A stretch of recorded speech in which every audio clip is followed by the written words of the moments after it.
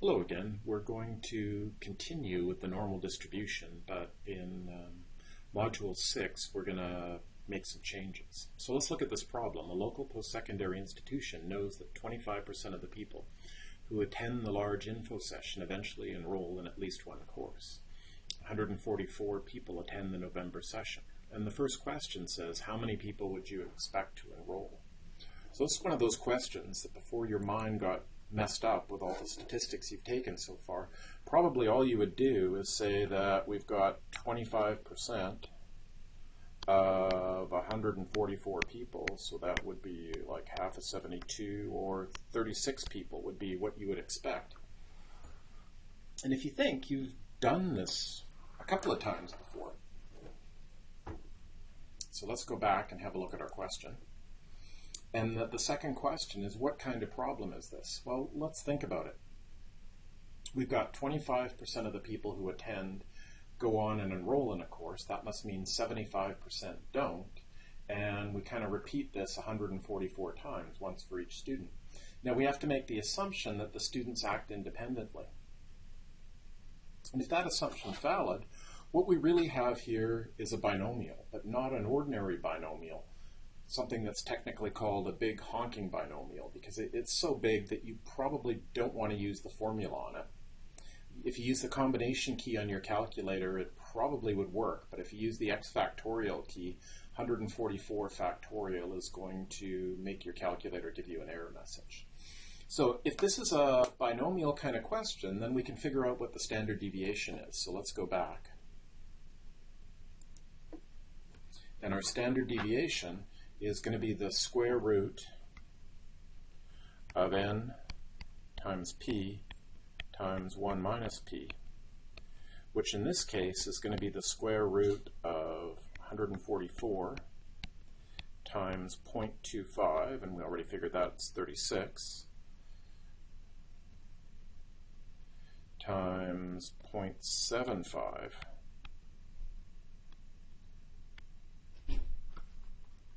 So let's do the math. 144 times 0.25 is 36, times 0.75 gives us 27, and the square root of 27 is 5.196.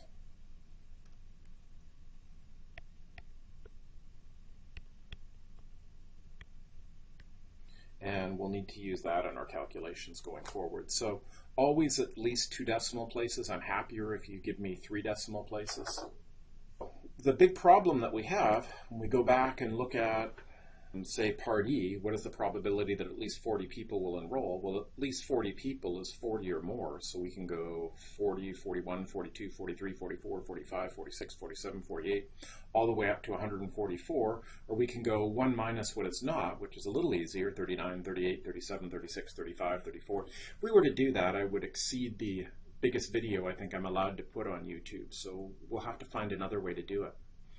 The good news is that if the binomial is big enough, and what we mean by big enough is that both sides of the binomial have to be at least 5.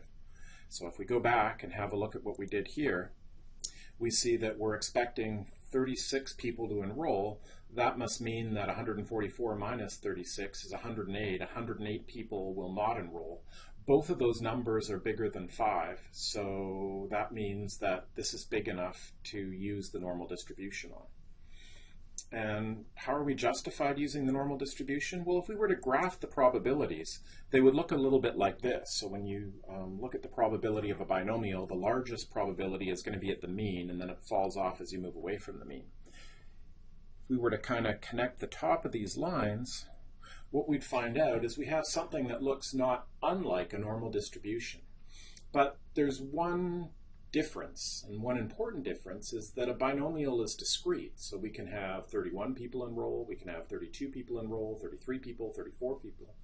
But all that space between 33 and 34, or 34 and 35, that's not allowed because it has to be a counting number or a whole number. So in order to use the binomial, we have to make an adjustment, and that adjustment is something called the CCF, which stands for the continuity correction factor. And basically what it means is that we have to fatten up these lines and give them some area. So what we'll do is we'll add and subtract 0.5 to each one of these values, and that'll give us a new larger value. All the values will touch and we'll have included everything in the curve.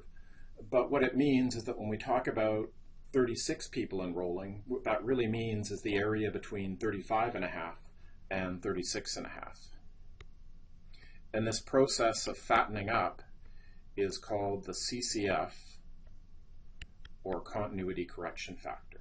So knowing that, let's go have a look at the next problem. And the next problem, E, says, what is the probability that at least 40 people will enroll?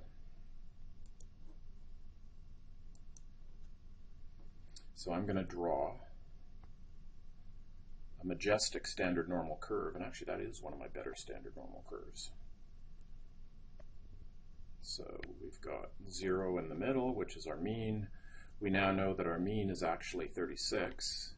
And what we're interested in is this number here, 40. So when we go up here, I'm going to put it down as a big fat 40.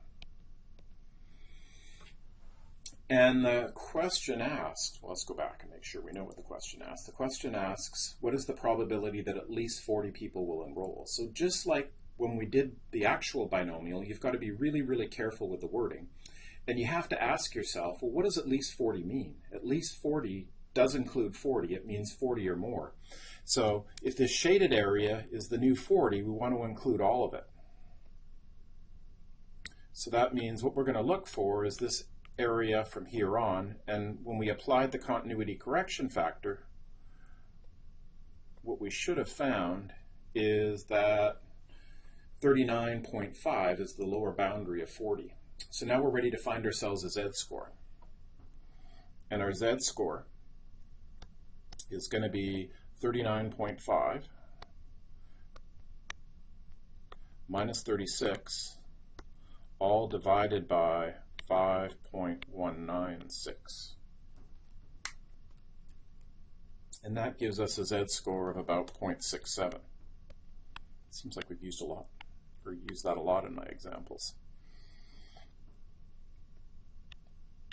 So let's go to our table and we'll look up the probability associated with a z-score of 0.67. So we'll find the 0.6 line. There's the 0.6 line. So 0.67 is going to be right about there. Okay, so 0.67 is going to be 0.7486. But we know that we always get the area to the left. So 0.7486 is going to be the area to the left. That means this shaded area is going to be 1 minus 0.7486. So that's going to be equal to 0.2514. So the probability that at least 40 people will enroll is about 25.14%. Let's go back and see what our next problem is. And our next problem wants to know what's the probability that fewer than 40 people will enroll. So once again, let's draw a curve. Not bad. Put 0 in the middle. The actual mean we know is really 36. And we're talking about 30. Well, we know that 30 has got to be fattened up with the continuity correction factor. And in this case, what we're talking about is we're talking about less than 30 or fewer than 30. So we want this area. Okay, well, the boundary that cuts this area off is going to be here, and that's going to be 29.5. So in this case, we're not including 30 in our shaded area because it says fewer than 30. So same steps, we're going to do our z-score, and our z is going to be equal to 29.5 minus 36 and divided by 5.196. So let's punch that in our calculator. And when we do that, we get 1.25, another freakishly nice number. In fact, it's negative 1.25. So because it's the area to the left that we're looking for, we can just read this right off the table. So let's go to our table and go down, down, down until we find negative 1.25, and I'm thinking it's right there. So the area that we're looking for, minus 1.25, is 0.1056.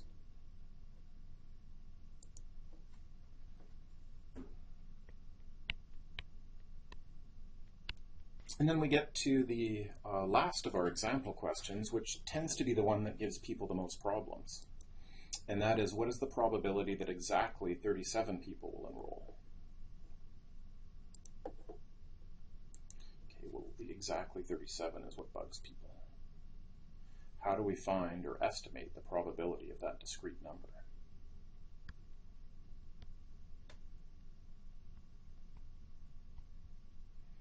Well, we're going to make 37 seem huge. So there's our 37, and what we know is that 37 is not the skinny line, but we fatten it up with the continuity correction factor. So 37 is actually a line that goes from 36.5 to 37.5. So all we need to do is find the z-score of those two values and subtract them, the same way that we did in the first example of Module 5. So our z-score is 36.5 minus 36, all divided by 5.196. And that's going to give us 0.10. And let's do the next one. Our z is going to be equal to 37.5 minus 36 divided by 5.196, and that'll give a 0.25. So basically what we're going to do is we'll look up the area of 0.25, and that'll give us the area from the very far right boundary, and then when we look up the area of 0.10, that'll give us the area from the left boundary. We subtract the two areas and we'll have our answer. So let's look up 0.25 first. So 0.25 is right there. 0.5987.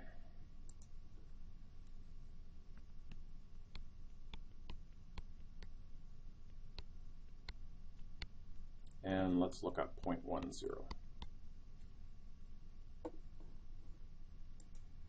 0.10 is right there.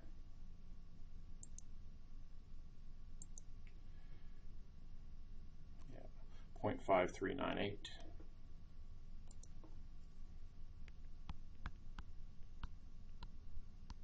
So 0.5987 minus 0.5398 gives us 0.0589.